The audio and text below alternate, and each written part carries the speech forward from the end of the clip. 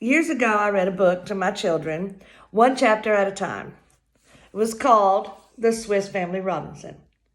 So, I would like to read one chapter a day for my grandchildren, Zachary and Avery and Maxwell, Silas, and Sutton.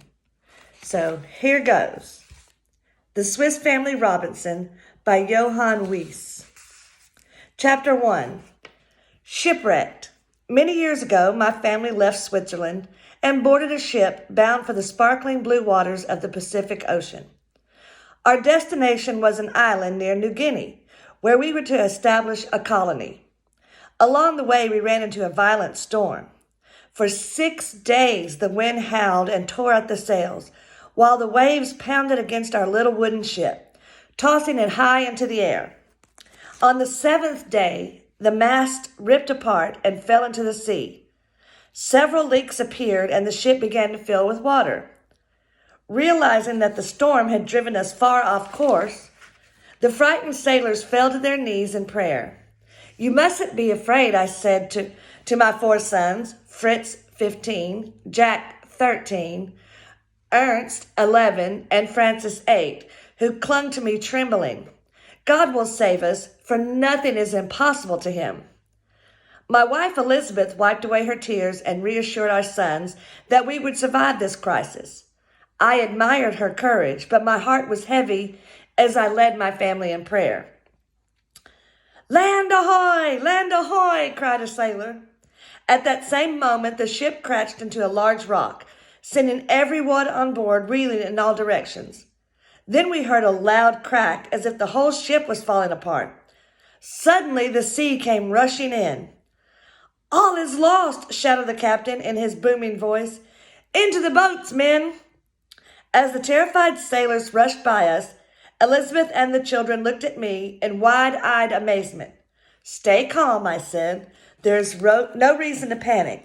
First of all, the water hasn't reached us. And secondly, we are near land. Wait here in the hold while I go see what is the best thing to do." On deck, one wave after another knocked me down. When I finally struggled to my feet, I was greeted by a scene of utter disaster. The ship was completely shattered, and there was a large gaping hole in one side where the water was rushing in. The crew had just cut loose the ropes of the boats and were pushing off into the churning sea. "Come back!" I shouted, but the angry ocean drowned out my cries. Soon the boats disappeared from sight. My only consolation was that since the ship's stern was lodged between 2 rocks, we were safe for the time being. Peering through the rain, I could make out the dim outline of land in the distance. With luck and the change of tide, we should be able to reach shore sometime tomorrow. I told my solemn sons when I went below. "Come, let's eat some dinner," Elizabeth added bravely, sensing my anxiety. "We have a long night ahead of us." Fritz, my eldest son, who realized the danger we were in, sat up with us long after his brothers fell asleep. "I've been thinking," he said, "if only we had some life jackets, we could swim to shore." "Good idea, Fritz," I answered. "Let's see what we can find to make them with." In the kitchen, we uncovered some small wooden butter tubs. We tied these together by 2 by 2 using towels. When we were finished, we had made 6 life jackets. Delighted with his accomplishment, Fritz curled up near his brothers and fell into a sound sleep. Elizabeth and I, fearing that each strange sound might spell disaster, kept a prayerful watch throughout the long night. The first rays of morning light awakened the boys, and they rushed up on deck to see a bright sun shining over the Pacific. And we saw that the sea was calm at last. Our spirits began to soar. "Let's put on our new life jackets and swim to shore," Fritz cried. "Maybe you can swim, Fritz," Jack answered cautiously, still shaken by the desertion of the crew. "But the rest of us can't. We'd soon be drowned. Wouldn't it be better to make a float of rafts and get to land that way?"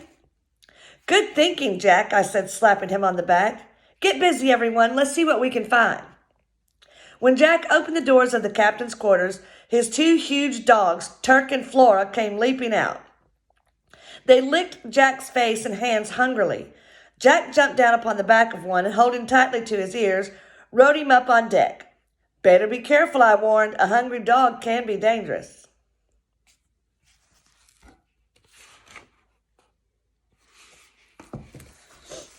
You'll be glad enough to have these dogs when we get to land, Jack replied. They'll be great help hunting and shooting. Look what I found, called a voice from below. Rushing down, we saw 4 emptied casks floating about in the water. We immediately fished them out and sawed them in half, making 8 tubs, each big enough to hold 1 person. I then salvaged several long planks from the hold and placed the 8 tubs upon one, nailing each tub securely to the plank. Then the boys and I nailed 2 planks on each side of the tubs, creating a narrow but sturdy boat. After cutting other planks into paddles, we lowered the boat into the water, and we were ready to set sail. Wait, cried my wife, scurrying up from another section of the hold. You won't believe what I've discovered.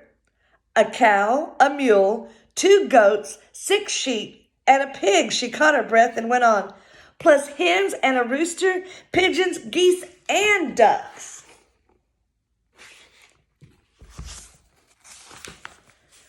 What a wonderful find, I exclaimed, but we can only take the roosters and hens with us this trip. I then tucked them in the tub that already held the gunpowder, threw the pigeons up in the air, and put the other fowl in the water. The provisions filled other tub, leaving each member of the family with his own individual tub to ride in. I shall never muster enough courage to get into one of these, said Elizabeth nervously. Come now, dear wife, I think your tub is a better sailing ship than the wreck we're leaving behind. I took her by the arm and gently guided her into the little round vessel. We're off, I yelled, as we pushed away from our wrecked ship. Turk and Flora swam after us, along with all the cackling geese and ducks. The sea was calm and the sky was bright blue with not a cloud in sight. Paddling along, we passed chest and casks from the shipwreck and managed to seize 2 of them and pull them aboard. As we approached land, we saw that the coastline was rocky and barren on one side and green and lush on the other. Suddenly, we hit a swift current, which swept us toward the rocky coast and into a little opening between the rocks. That opening was the mouth of a small creek. Standing on the banks of the creek as it widened into a river, calmly watching our arrival, was a family of penguins, while pink flamingos soared over our heads, flapping their wings to wish us a warm welcome. We're safe, cried the boys, jumping out as we touched land. Elizabeth and I gathered our family around us and thanked God for a peaceful landing. Our hearts were full of joy. After unloading the boat, we pitched a tent near a brook and made beds of dried grass. Elizabeth helped us construct a crude kitchen, and she began preparations for dinner. While I was dragging the 2 casks up from the shore, the boys set out to explore the area. Jack found a giant lobster, and Ernst discovered an oyster bed.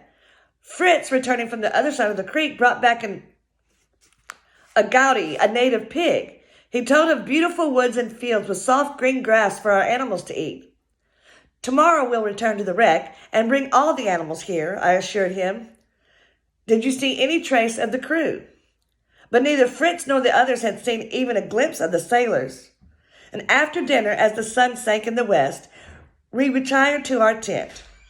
We had been through an awful ordeal, and so it was that my family, shipwrecked at sea, spent their first night on a desert island somewhere in the South Pacific.